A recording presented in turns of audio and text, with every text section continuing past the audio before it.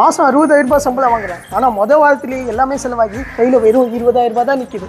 இந்த 20,000 யூஸ் பண்ணி ஸ்டாக் மார்க்கெட்டில் இன்வெஸ்ட் பண்ணலான்னு பார்த்தா கம்ப்ளீட்லி லாஸ்.